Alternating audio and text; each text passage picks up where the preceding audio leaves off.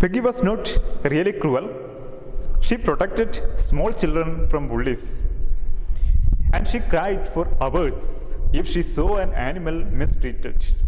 If anybody had said to her, "Don't you think that is a cruel way to treat Wanda?" she would have been very surprised. Cruel? Why did the girl say she had 100 dresses? Anybody could tell that that was a lie. Why did she want to lie? And she was not just an ordinary person. Else, why did she have a name like that? Anyway, they never made her cry. The writer continues that actually the girl or the child, Peggy, who used to make more fun on Wanda Petronsky, was not that much a cruel natured girl. She was also had a kind heart. So she used to help the young children from the mighty or very powerful children of the school during the fight and all. And in some other times, when she see or hear about the cruelty towards animals, she used to even cry. That was her basic nature. So that is the reason this Peggy and her friends, they never allowed Wanda feel so insulted and make a cry. Even though they make fun on her, in front of her or in her presence, they used to talk with her in a polite manner. Only when Wanda go away from them, they start to laugh. It was the routine. As for Maddie, this business of asking Wanda every day how many dresses and how many hats and how many this and that she had was bothering her. Maddie was poor herself. She usually wore somebody's hand-me-down clothes. Thank goodness she did not live up on bogies heads or have a funny name. So again, when we come back to the story, we see that the writer continues that one of the girl of her class, Maggie, the friend of Peggy, she was not so rich. She also used to wear old dresses that somebody had given to her. But she is thinking herself that she is lucky enough that she is not as poor as Wanda Petronsky, or she is not living the area from where Wanda comes, or the slum area, or very dirty area. She is comparing to Wanda, she is little bit safe, but comparing to other children of the class, she herself feels that she is poor, and she did not feel it sound and safe to asking again and again in order to insult Wanda, the number of dresses she has, the number of shoes she has, the number of hats, and the number of this and that she has. Sometimes when Peggy was asking Wanda those questions in that mocking polite voice, Maddie felt embarrassed and studied the marbles in the palm of her hand, rolling them around and saying nothing herself. Not that she felt sorry for Wanda exactly. She would never have paid any attention to Wanda if Peggy had not invented the dress game. But suppose Peggy and all the others started in on her next. She was not as poor as Wanda, perhaps, but she was poor. Of course, she would have more sense than to say she had 100 dresses. Still, she would not like for them to begin on her. She wished Peggy would stop teasing Wanda Petronsky. So because of this, Maddie did not want to tease or insult Wanda Petronsky in the name of her dresses or like that. Being poor herself, Maddie wanted to stop this game on insulting Wanda Petronsky. But she was afraid if she says something to Peggy and asks her to stop this game on Wanda Petronsky, sometime it the game might have turned from Wanda to Maddie. So she was afraid that if other children come to know that she also coming from a poor family and wearing the old dresses handed over to her by somebody else, the other children of the school may start to insult on her also, just like now they are doing on Vanta Petronsky. So she thinks that let Peggy herself make an end to this game. Today, even though they had been late to school, Maddie was glad that she had not had to make fun on Vanta. She worked her arithmetic problems absent-mindedly. 8 times 8, let us see. She wished she had the nerve to write Peggy a note because she knew she never would have the courage to speak right out to Peggy to say, "Hey Peg, let us stop asking Vanta how many dresses she has." When she finished her arithmetic, she did start a note to Peggy. Actually, Maddie want to stop this insulting game on Vanta Petronsky, but she did not have the courage to ask Peggy directly to stop this funny game. Instead, while going to the school, she takes a decision that she will write a note hand over to Peggy to stop the game of making fun of Vanta Petronsky. Suddenly she paused and shuddered. She pictured herself in the schoolyard, a new target for Peggy and the girls. Peggy might ask her where she got the dress that she had on, and Maddie would have to say it was one of Peggy's old ones that Maddie's mother had tried to disguise with new trimmings so no one in room 13 would recognize it. But what happened? Suddenly, Maddie remembers what is going to happen next. If she stopped this game, or if she asked to stop Peggy to stop this insulting game on Vanta, the Peggy and other girls may now make Maddie as a new target to insult. If Peggy asks her the dress that Maddie is wearing now, from where did she got it? She had to give a reply or answer that it is one of the old dress that had been given by Peggy's mother herself. And Maddie's mother had made some extra fitting on it so that other children of the classroom could not recognize it as the old one of Peggy.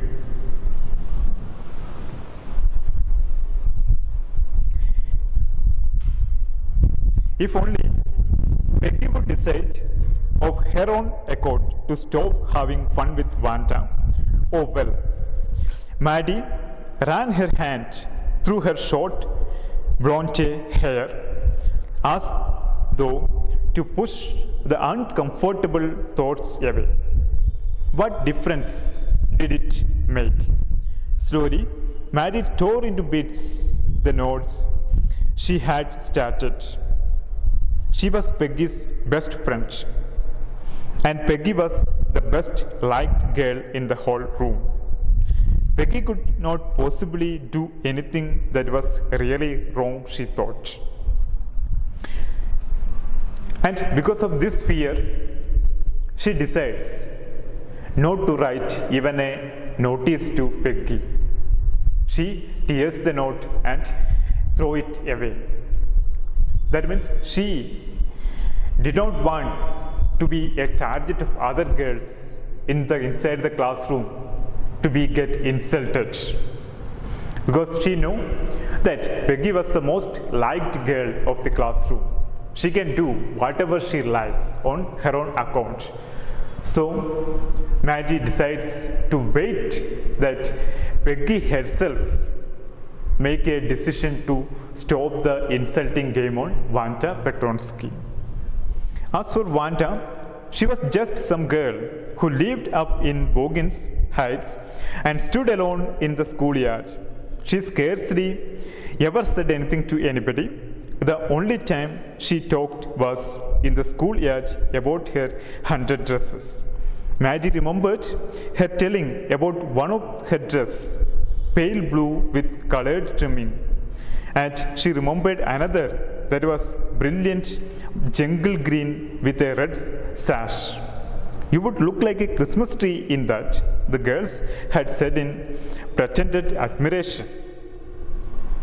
So here we can see in this paragraph, the writer again describes about Vanta, the key character of the story. The Vanta was very silent girl. She used to be around inside and outside the classroom, other than when the girls come to her in order to make fun on her. And Maddie also remembers what Vanta told one day about her 100 dresses. One day she told that about one of her dresses as pale blue with colored trimming, and in another day she told that about a dress that a brilliant jungle green with a red sash. So when the other girls heard about it, they started to tease her by telling that if you wear that jungle green colored dress, you will be looking like a Christmas tree with a false admiration or fake admiration. Thinking about Vanta and her 100 dresses, all lined up in the closet, Maddie began to wonder who was going to win the drawing and coloring contest. For girls, this contest consisted of designing dresses, and for boys, of designing motorboats. Probably, Peggy would win the girls' medal. Peggy drew better than anyone else in the room. At least, that is what everybody thought.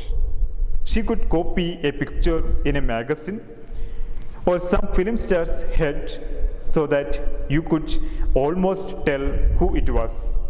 Oh, Maddie was sure Peggy would win. Well, tomorrow the teachers was going to announce the winners. Then they would know. While thinking about Vanta, Maddie began thinking about the drawing competition in which the boys have to design motorboats and girls have to design dresses. And they were all sure that for the competition for girls, Peggy should be the winner, or Peggy is going to be the winner, because she had that much tremendous talent of drawing. So they were Maddie, especially Maddie, Peggy's close friend. She was very sure about winner, about the drawing competition. From girls' side, it would be Peggy,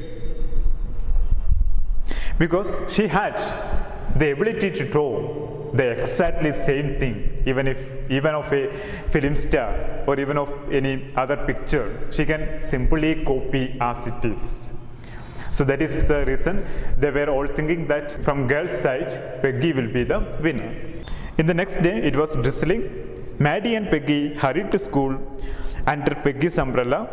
Naturally, on a day like this, they did not wait for Vanta Petronsky on the corner of Oliver Street, the street that far away under the railroad track and up in hill led to Bogans. Anyway, they were not taking chances of being late today, because today was important. The next day, it was a result day. Both Peggy and Maddie, they were going to school. The day was, a light rain was going on. On that day, they did not stop to see Vanta Petronsky. They did not wait for her to make fun on her, because they don't want to be getting late that day, because that is a day of result of their drawing competition. So everyone was very eager to know the result. So without waiting for Vanta Petronsky, they both went towards the school. Do you think Miss Mason will announce the winner today? Asked Peggy. Oh, I hope so. The minute we get in, said Maddie. Of course, you will win, Peg. Hope so, said Peggy eagerly. The minute they entered the classroom, they stopped short and gasped. There were drawings all over the room, on every ledge and windowsill, dazzling colors and brilliant, lavish designs, all drawn on great sheets of wrapping paper. There must have been 100 of them, all lined up.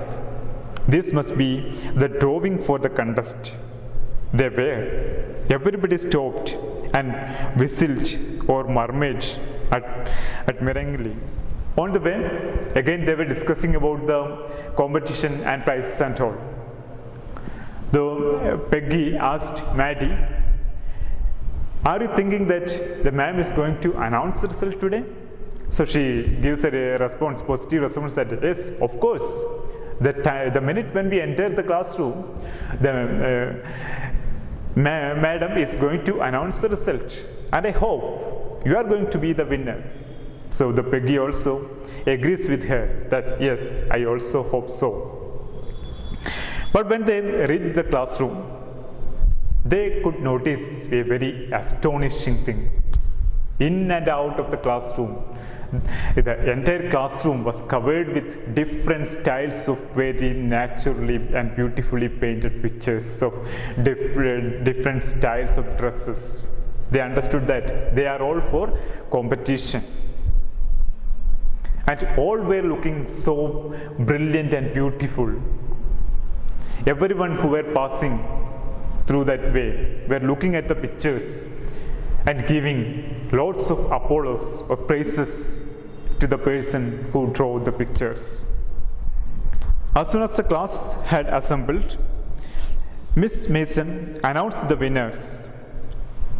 Jack Beggles had won for the boys, she said, and his design for an outboard motor was on exhibition in room 12, along with the sketches by all the other boys. So when they entered the classroom, Miss Mason also entered their class teacher also entered there and started to announce the result. From boys' side, she announced that it was Jack Beggles who won the first prize, who made a beautiful drawing about motor boat, got the first prize, and her painting was displayed in the next room for others to see. As for the girls, she said, although just 1 or 2 sketches were submitted by most, one girl, and room 13 should be proud of her. This one girl actually drew 100 designs, all different and beautiful. In the opinion of the judges, any one of the drawing is worthy of winning the prize. I am very happy to say that Vanta Petronsky is the winner of the girls' medal.